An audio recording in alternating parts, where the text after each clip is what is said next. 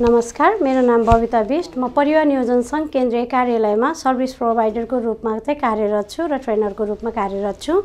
र अहिलेको हालको वर्तमान स्थितिमा चाहिँ जस्तो युवा युवतीहरूलाई चाहिँ कस्तो खालका समस्याहरू, स्वास्थ्य समस्याहरू चाहिँ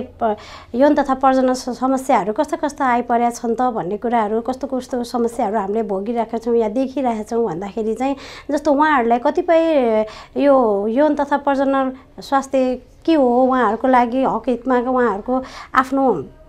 स्वास्थ्यको लागि चाहिँ जस्तो अब अनसेफतिर बढी गइराख्नु भएको छ, जस्तो जानकारीहरू नपाएर अवेरनेस अलिकति कम भएको कारणले गर्दाखेरि र प्राइभेसीका कुराहरूले जस्तो स्वास्थ्य संस्थामा जाने तर त्यहाँ चाहिँ प्राइभेसी मेन्टेन नभएका कारणले गर्दाखेरि पनि उहाँहरू चाहिँ किशोर किशोरीहरू चाहिँ अनसेफतिर है मेडिकलतिर जहाँ चाहिँ नेपाल सरकारले चाहिँ मान्यता दिएको छैन त्यतातिर चाहिँ जानलाई चाहिँ प्रोत्साहन गरिराख्नु भएको चाहिँ अहिले समस्या देखिरहेका छौँ। त्यसले गर्दाखेरि उहाँहरूले चाहिँ कतिपय उहाँको आफ्नो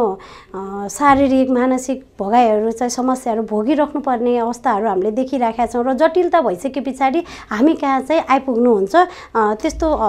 कारणले गर्दाखेरि चाहिँ जस्तो अनसेफ अबोर्सनतिर जानुहुन्छ उहाँहरू। त्यस पछाडि चाहिँ उहाँहरूको चाहिँ जस्तो अर्ली म्यारेजले गर्दाखेरि उहाँहरूको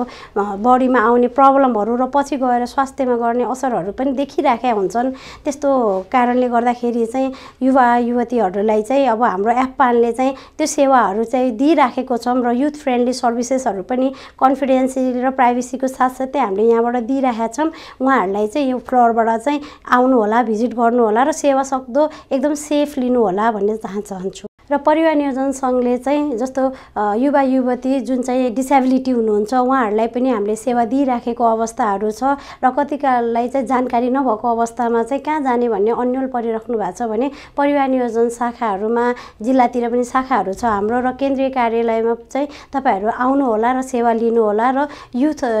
एडोलेसेन्सहरूको लागि हाम्रो एउटा चाहिँ छुट्टै सेफ स्पेस भनेर हामीले कर्नर भनेर चाहिँ एकदम सेफ प्लेस पनि बनाएको छौँ, डेभलप छ, जसले गर्दा तपाईँहरूको कन्फिडेन्सियलिटी प्राइभेसीहरू पनि हामीले चाहिँ यहाँ ध्यानमा राखेर चाहिँ हजुरहरूका प्राइभेसीहरू चाहिँ हामीले राख्ने गर्छौँ। र अर्को कुरा परिवार नियोजनका जति पनि एसआरएचमा चाहिँ जति पनि सेवा लिन सक्नुहुन्छ सबै सेवाहरू हामीले यहाँबाट दिने गरेका छौँ। जस्तै परिवार नियोजनमा सेफ अबोर्सनमा, त्यस पछाडि चाहिँ अब